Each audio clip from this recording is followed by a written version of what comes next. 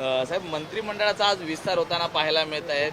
शिवसेना शिंदे गटाच्या खात्याला म्हणजे वाट्याला अपेक्षित अशी खाती मिळताना पाहायला मिळत नाही. ज्या गृहमंत्री खात्याकडे लक्ष होतं एक बघायला पाहिजे की काही काही लोक जॅकेट शिवून असतात, मंत्रीपदाची शपथ घ्यायची, हे सगळं प्रार्थना करत असतात. ठीक आहे, प्रत्येकाची इच्छा अशी होते.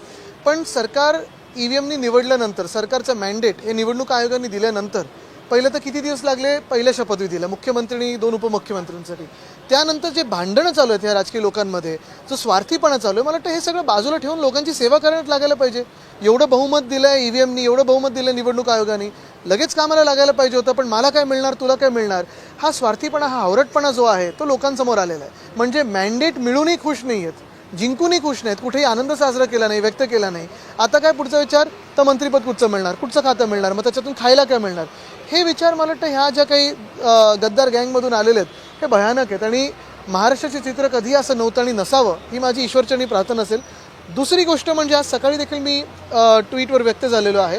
काल परवाकडे भाजपनी रस्त्याच्या घोटाळ्यावर, मी जे 2 वर्ष रस्ता घोटाळ्याबद्दल बोलत होतो, स्वतः आता त्याच्यात चौकशीची मागणी केली. म्हणजे मी जे बोलत होतो ते खरं ठरलेलं आहे.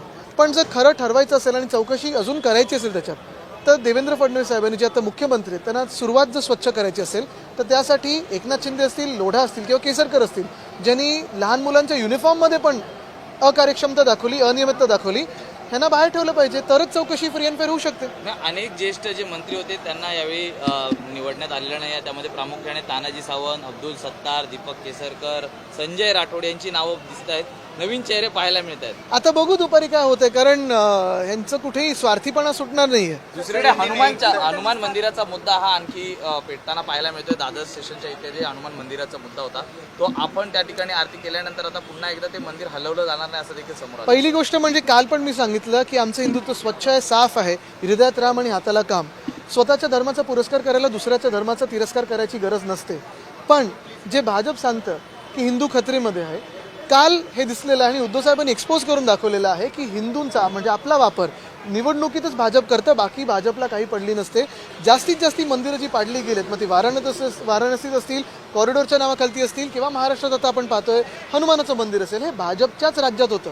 तर भाजप जिथे जिथे तिथे खऱ्या अर्थाने हिंदू खतरे में. सर, हिंदी में बता दें कि आज मंत्रिमंडल मैंडेट ईवीएम का मिला, मैंडेट इलेक्शन कमीशन का मिला, लेकिन कहीं भी सेलिब्रेशन नहीं दिखा, क्योंकि बीजेपी भी शौक में है, गद्दार गैंग भी शौक में है कि कैसे ये मैंडेट मिल चुका है.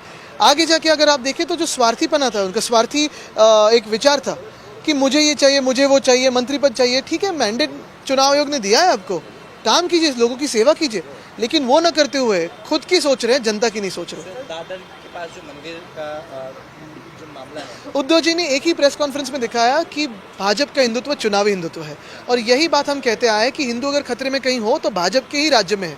खुद के धर्म को बढ़ाने के लिए दूसरे का धर्म नीचे लाने की जरूरत नहीं होती, और ये हमने दिखाया है. कल जो हनुमान मंदिर का विषय था वो भाजपा के ही राज्य में तो तोड़ा जा रहा है. केंद्र सरकार भाजपा का, राज्य सरकार भाजपा का, रेलवे मंत्री भाजपा का, तो फिर क्यों नोटिस आए. Sir, all India Ulema board बोलती है कि कांग्रेस और एनसीपी एसपी यूपीटी का साथ छोड़े. मुझे लगता है पहले ये न्यूज़ सही कि नहीं है देखिए, क्योंकि बहुत बार ऐसे फेक न्यूज़ आते हैं. वो सिद्धिविनायक का भी फेक न्यूज़ आया था, तो ये पहली न्यूज़ को व्हेरीफाई कीजिए. सावरकरांच्या मुद्द्यांवरनं पुन्हा एकदा काँग्रेसला टार्गेट केलं जातं. मी काल हे सांगितलं होतं, भाजप असेल किंवा काँग्रेस असेल, दोघेही मोठे पक्ष आहेत, राष्ट्रीय पक्ष आहेत. त्यांना निवडणुकांमध्ये मतं जी मिळालेली आहेत, सीट जे मिळालेले आहेत, ते वर्तमान आणि भविष्यावर बोलण्यासाठी मिळाले आहेत. काँग्रेसने देखील सावरकर हा विषय आणि भाजपने देखील नेहरू हा विषय थोडं सोडावा, कारण ह्या दोघांवरनं भांडून ना तरुणांना जॉब्स मिळणार आहेत, ना महागाई कमी होणार आहे. आज जे देशात महत्त्वाचे प्रश्न आहेत ना, त्याच्यावर फोकस करावं, कारण हेच प्रश्न आपल्याला उद्याचं भविष्य ठरवणार आहेत. सावरकरांनी काय केलं, नेहरूंनी काय केलं, योग्य अयोग्य, कोण बरोबर कोण चुकीचं, 50 वर्षापूर्वी 100 वर्षापूर्वी काय झालं, याच्यावर भांडून काय मिळणार आहे आपल्याला.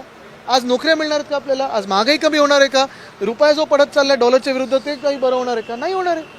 शेतकरी आत्महत्या थांबणार आहेत का, नाही होणार आहेत. मग आज जे वर्तमानमधले विषय आहेत त्याच्यावर बोलावं. संविधानाचं जे काल डिबेट होती, संविधान मिळालं आपल्याला, आता पुढे त्या संविधानातून या देशासाठी काय चांगलं करू शकतो ह्याच्यावर बोलणं गरजेचं आहे. मंत्रिमंडळाचा